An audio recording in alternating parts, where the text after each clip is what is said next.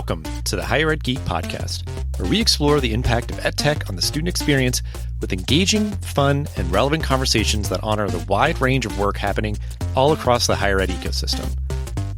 I'm your host, Dustin Ramsdell. I've been working in and around higher ed for the past decade, focused on student support and digital experience. Join me every week for discussions with some of the best minds in education technology. We'll be bringing you their perspectives on how digital transformation is reshaping the way we recruit, engage, and graduate learners. You'll hear firsthand accounts of how institutional leaders are developing their strategy, as well as get deeper on the stories of how these EdTech tools are being built to foster better student outcomes. With that, let's get to today's episode. Welcome back, everyone, to another bonus live episode of the Higher Ed Geek Podcast, recorded here at South by Southwest EDU in Austin. So we are here talking federal and state education funding changes, something that I don't really get to talk about as much as I would like on the show. So I appreciate our guest here, Caroline, for being willing to jump in and have a quick chat about it. So we'll start as we always do. If you want to briefly introduce yourself and your background, and then we'll get to the rest of our conversation. Sure. Well, thanks for having me. It's such an exciting South by Southwest here with so many exciting ideas and people. It's nice to make time to spend some time with Dustin today. My name is Caroline Casagrande. I am the owner of VectorEDU. We are a policy to market access firm. We help EdTech innovators, mostly in the workforce, AI, and higher ed space scale nationally. By way of background, I'm a litigator by trade. I have also been in the state legislature. I'm actually still, although I'm now old, the youngest woman ever elected to the New Jersey legislature. Very nice, very nice. It was very cool. And then I was appointed by President Trump as the Deputy Assistant Secretary of State for Academics in 45. So I oversaw the Fulbright program, Education USA, which is 435 centers around the globe, bringing in our international students to our schools, as well as things like the Gilman scholarships and certainly teaching English around the world, very important part of the United States mission. After that, I went to Stride. I oversaw government affairs for Stride's acquisitions. So Stride, many people know, $2 billion company on the Dow. They buy a lot of ed tech startups that start to become profitable. And so I would scale the public affairs for the ed techs that Stride purchased. And this year I went to Ed Tech Week and I took a look around, met some really cool funders and said there is a huge gap between what people understand who are building these products and their actual funding streams. So I'm going to step into that gap. And here we are.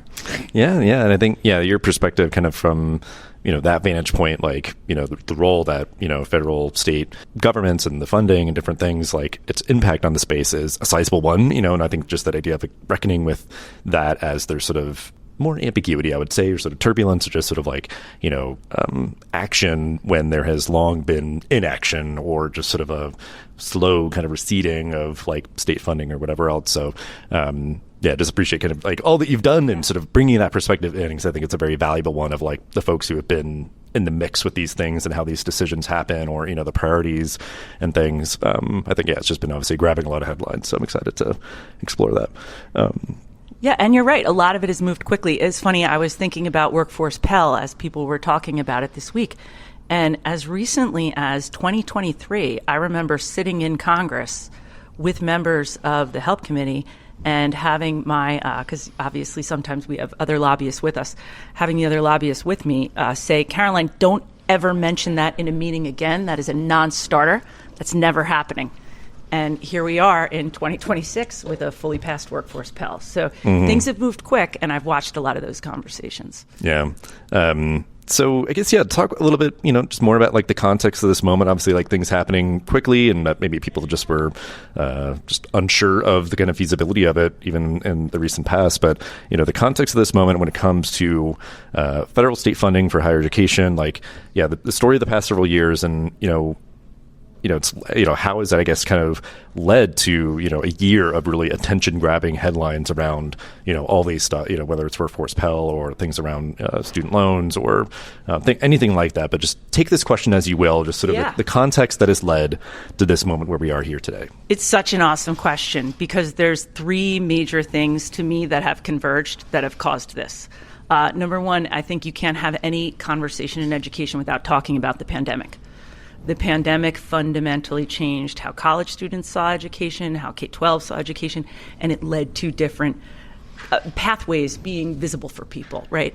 Number two, I think when you took those pathways being visible for people and you combine them with what I'm going to call the loosening of restrictions of certain forms of education funding. And I'm going to include some of the recent things we've seen from the DOE, where they said Title I, all of your money now, you can apply for a waiver, Title I through all of your K-12 money. We want you to be able to spend that as you see fit, right? So you see a lot of that going on in states. You see 22 states now have education savings accounts. That sort of choice and that sort of economy of education trickles into every consumer's brain, right? And so that's just kind of a different paradigm shift that's coming from the money being kind of flipped in different directions. And then finally you see what I think is the attention-grabbing headlines, right, which has been since the beginning of February nonstop, right, when everybody saw OpenClaw, which is really the tech making it more possible for people to build faster, for people to have new products, for people to reach students in ways that they never saw possible. I see companies every week out of Silicon Valley that can do things with AI tutoring, and the results are astonishing in some instances. And so I think when you take the pandemic choice, when you take the change in policy for a lot of the funding that's gone on, whether we're talking about Workforce Pell, whether we're talking about K-12s, whether we're talking about ESAs, and then you take the scaling of the tech, those three things I think have really made it into a really exciting moment for innovation. Yeah, and I think those are interesting points because I think not even thinking into them and the kind of this context in my mind of like 529s or like education savings accounts or whatever, and like certain states kind of like pushing money in there to try to, incentivize families, kind of investing in those for their students, and how that's kind of like, again, like a way that a state may choose to, kind of put their dollars into education and making it more accessible. But just the idea that there's problems that have maybe been persistent or hard to scale supports to try to like move the needle on how the academics performance of a state or whatever, and just increased, I think, scrutiny and accountability and that sort of climate and culture that's happening right now. It's that idea of like these quickly scaling ed tech products and stuff like that are trying to kind of meet the moment, and then like these state governments and stuff like being like, okay, yeah, we're going to push our money into these like different tools and everything to really try to, address maybe stubbornly plateauing kind of like, or maybe declining from like coming off the pandemic, student performance. And then even just, I think, in like sort of the higher ed context, I mean, everything's obviously connected, but like, with our show here, like focusing primarily on higher education, I mean, it's, I think just like a similar story, I get, I think there definitely being kind of a existential shift around, again, sort of like accountability, affordability, and like, just takes a little bit different kind of flavors, I guess, here. But I do think that is kind of just the story of the moment where you're thinking kind of like just broadly around like how our federal state dollars, like where are they going and why, for K through 12 and higher ed, like that is kind of the story, so I think that is well put. So with all that being said, we'll break this part into parts. How is all of this impacting institutions, like how they're sort of like operating, how they're building their strategy, and, all those sort of things from your perspective? I mean, when I think of institutions and I think about the ones that are thriving, and I guess this is probably like so cliche in higher ed, but I think of everyone who's kind of following that Michael Crow model, right? Which is, how does this institution serve the community? How are we going to make sure we're meeting the needs of these students so that they have long-term extraordinary career opportunities and livable wages? How do we make sure we serve the needs of the businesses? And how do we make sure that this is affordable, right? And so I think that the universities and the colleges and the tech schools, everybody that is embracing that sort of mentality and then figuring out pathways and ladders, right? There's so many new exciting credentialing programs. There's so many new exciting trade programs, skill programs, things that you can articulate credits. I love talking about the healthcare pathways because I've worked with a lot of innovative healthcare companies where you can turn someone into a surge tech, and that surge tech then can go on to make $60,000 a year. And then that surge tech will have 18 articulated credits from that surge tech certification. And we know a few things about that person, right? We know that person likes being in a hospital. We know that person's excited to be in the medical field, and that person now can pay for their full degree. I think those sorts of stackable credentials, that sort of laddering, is going to be what the universities of the future that really succeed and grow have all over, serving really the needs of their community, not just the four-year degree students who, of course, will always be important, but we're going to have to make some new ladders to get everyone there. Yeah, and I think that idea for institutions as they're building their strategy, kind of going where kind of the puck is going or following where the wind is blowing, whatever metaphor you might prefer, is that idea that they might need to kind of right size and adjust, like how are we deploying the resources that we have to kind of meet that demand, meet those needs, meet the kind of the preferences around the modalities of learning, what students are learning, the time span on which they're doing so and everything. And it might be like, well, we have these other performing four-year degree programs over here. We might need to kind of consolidate things, whatever, so we can, go where the growth is, and because I think it's, you can't really cut your way to growth, but I think you can adjust and right size your way, just like intentionally being like, okay, we're going to, we're doing this so that we can, better support, initiatives that, are going to be more affordable, accessible, nimble, flexible, and, certainly working with, just like community partners, employer partners to like meet those needs of things that are, just going to get people into gainfully employing jobs. And in my mind, it's that idea of like, do that quick thing first, and then hopefully that then parlays you into like, okay, I know I want to, further my education, to go down this path, and you might have just like better support to do so, one way or another. But because you were sort of like marbling these two ends, I wanted to break it apart of like, how is this impacting institutions? How is this impacting students? So like, changing around like the funding sources or kind of the priorities where, those dollars are going or what they're trying to kind of incentivize. How do you see this sort of climate impacting students? Yeah, and it's just such a good question because it's really chicken and the egg. So I have a teenager. And a lot of parents know I work in higher ed policy, so I get a lot of questions, especially right now, right?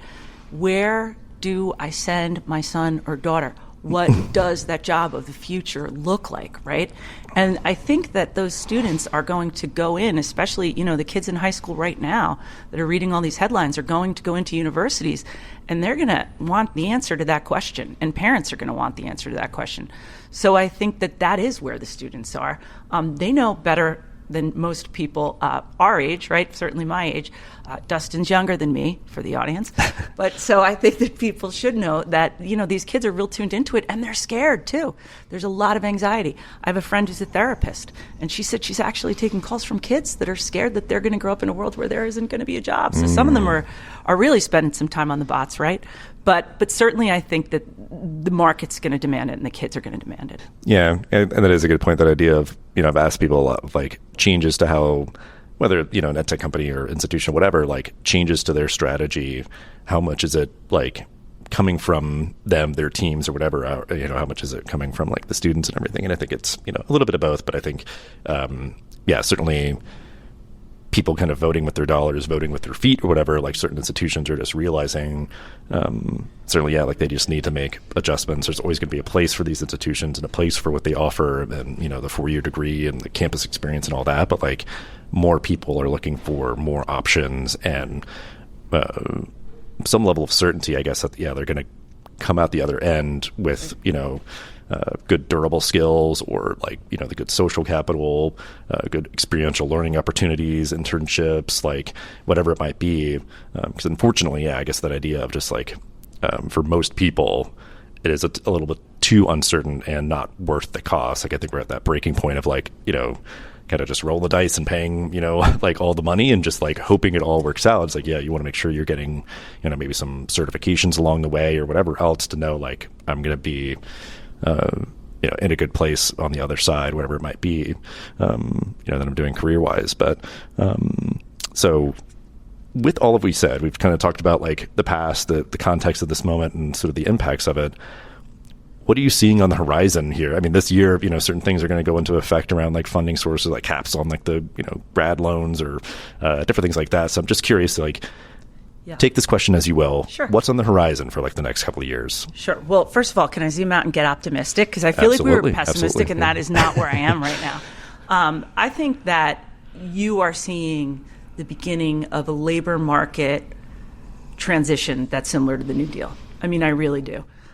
With the knowledge economy, with the jobs in law, with the jobs in finance, all things that certainly I work in, and many people I know. But I think that there's just going to be a real shift in what skills people are needed. And I think that that is super exciting for institutions, right? Because if there's going to be a moment where we need to step in and help people, it's going to be when we're reskilling a big swath of the population. So I'm actually incredibly bullish on higher ed as an industry as we move forward and through the next 10 years. But I also see the fact that we're going to have a lot of changes coming our way in terms of what we teach and the degrees that matter. I think if you're talking about the actual policies we're seeing and what we've seen fly out of DC since January, we have seen almost $2 billion fly out of DC for grants, apprenticeships, and the Department of Ed put out a challenge last month challenging states to establish new learning and employment records, really trying to make this concept of your degree being part of a larger part of the story of your life, beyond that of a resume. And we see that a lot being pushed out through folks in the DOE, in the DOL. They're funding those initiatives. I speak to a lot of states that are trying to stand up their own skills-based program. They're technical because you have to match with your community's business skills, and that involves obviously bringing your businesses to the table. So I think that you're going to see more of that apprenticeship funding, more of that skills-based funding. You're going to see more people in universities as they need to reskill, and I think you're going to see different courses paid for.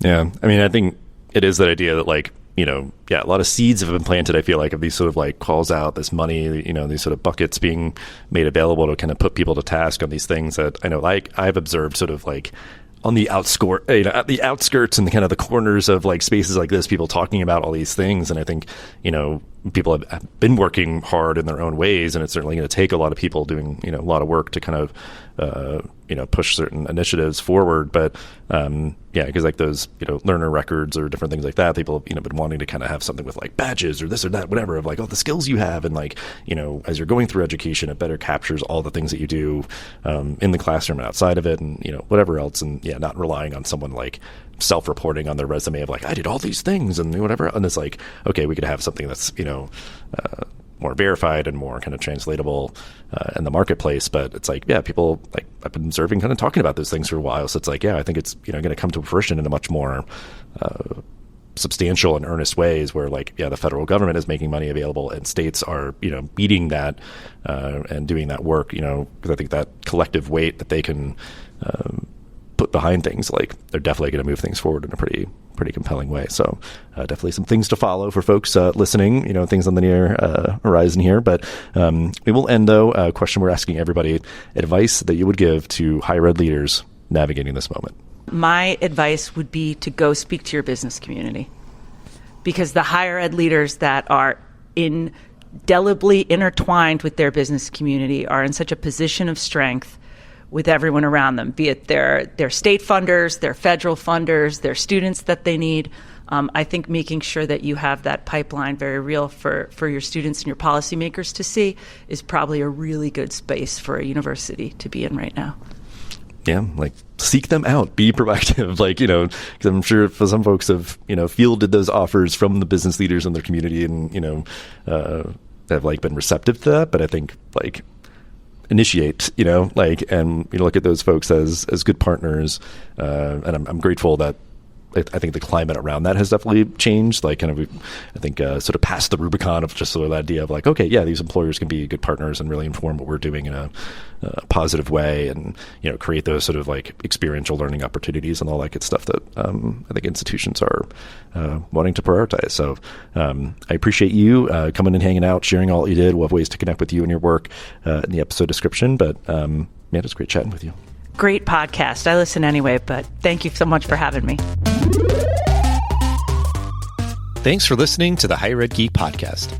This show is a proud member of the Enrollify network, home to Higher Ed's largest collection of podcasts. Enrollify is where higher ed goes to grow. So be sure to check out our other podcasts, webinars, video clips, blogs, and more. Visit Enrollify.org and subscribe for all the latest details and content drops directly to your inbox. Enrollify is brought to you by Element 451, the digital workforce platform for higher ed. Learn more at element451.com.